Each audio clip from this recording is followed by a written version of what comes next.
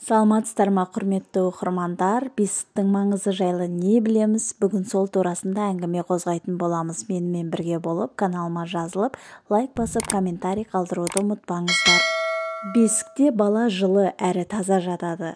Жаңа туған және кіндігі енді ғана түскен сәбиді барынша жылы ұстау керек. Өйткені ол суықты тез қабылдайтын, әлсіз әрі нәзік. Ал бесіктегі баланы қайта-қайта ашып киімін ауыстыру қажет емес. Бесіктегі баланың таза жататыны өз алдына, тіпті сәбидің өз дәреті өзіне шашырап былғанбауы үшін түбегіне күл салынады. Бесік баланы кездейсоқ қауіп-қатерден құлап қалып бір жерін майып қылудан да сақтайды. Аттың жалы, түйенің қомында жүріп өмір сүрген көшпенді халық үшін бесік көшуге де өте ыңғайлы болған. Тағы бір мән беретін нәрсе бесікке бөлінген баланың мінезіне байланысты. Бесікте өскен баланың мінезі жайдары болады. Айталық сөзге тоқтау, бір-бірін тыңдау, салмақты болу, сабыр сақтау барлығы біздің халыққа тән қасиеттер. Және адамның осылай болып қалыптасуына бесіктің пайдасы ұшан-теңіз. Ал қол-аяғы бос жатқан бала жеңілтек, ұшқалақ, сабырсыз болып өседі. Байқасаңыздар, қазір қазақ халқының мінезінде үлкен өзгеріс бар. Шыдамсыз, бірінің сөзін бірі тыңдағысы келмейтін, сабырсыз, кез келген нәрсеге еліктегіш, қызыққыш деген сияқты. Бұл бесікке бөлінбей өскен ұрпаққа тән. Немересіне ертегі айтпайтын әжелер азайып бара жатыр. Сәбиін бесікке бөлемейтін келіндер азайды. Мен осыдан қорқамын, дейді Бауыржан Момышұлы. Бұл атаның 70-ші жылдары айтқан сөзі, өз қолымен жазып қалдырған. Осы бір ауыз сөздің өзінде қаншама ой жатыр. Дәстүрден ажырасақ ұлттық құндылықты, ұлттық болмысымызды жоғалатынымызды меңзейді. Нақтылап түсіндірер болсақ, бесікке бөленіп өскен біздің ата-бабаларымыздың мінезі, болмысы қазіргідей болмаған. Мысалы, бесікте жатқан баланы босатқан кезде емін-еркін рахаттанып керілетінін байқаймыз.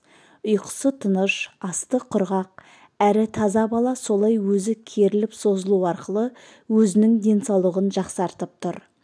Бүгінде жас келіндердің саналарына толып жатқан әлдебір шетелдік методтар бала бос жатуы керек деген түсінік қалыптастырды. Бос жатқан сәби өз қолының қимылынан өзі жиі оянатынын, ұйқысының жиі бұзылатынын аңғарамыз, бірақ мән бермейміз. Ал мұның өзі жаңадан қалыптасып өсіп келе жатқан бала мінезінің ұшқалақ болуына кесірін тигізбейтініне кім кепіл? Мұның өзі біз қазақы болмысымыздан, салмақтылығымыздан, ұлттық мінезімізден ажырап бара жатқанымыздың бір көрінісі емес пе?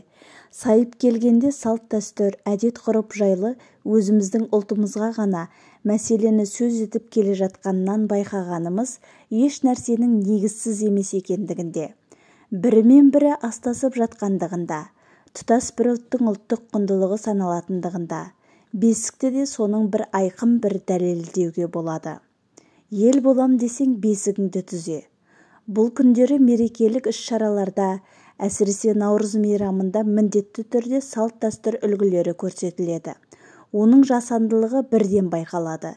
Мұндай шараларда кәдімгі бала бөлейтін бесікке қуыршақ салып тербетіліп, ананың әлдиі бесік жыры айтылады.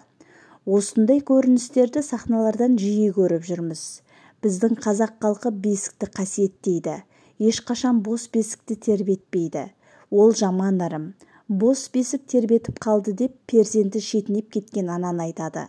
Бәрінен сорақысы 12-де бір гүл ашылмаған қыз баланың бос бесікті тербетіп бесік жырын айтатыны. Ойын көрсеткенде тұрған не бар десе де, бұл қазақ ұғымына қайшы келеді. Халық педагогикасына жатпайды. Салт-дәстүрді насихаттау деген желеумен бұрмаланып жатқан істеріміз. Өкінішке қарай баршылық, көзге де көңілге де томпақ көрінетін көріністерді байқағанда әттеген-ай деп қоя салуға да болады. Бірақ біліп тұрып айтпаса, ол да күнә дейді. Ал біз үшін біреулер сырттан келіп балаларымыздың ұлттық өнегемен өсіріп бермейді. Өйткені жас ұрпақ өзіміздікі. Егемен еліміздің иесі солар. Ел боламын десең бесігіңді түзе деген мұхаңнан артық не айтуға болады. Өйткені ұлттық мінез бесіктен қалыптаспақ.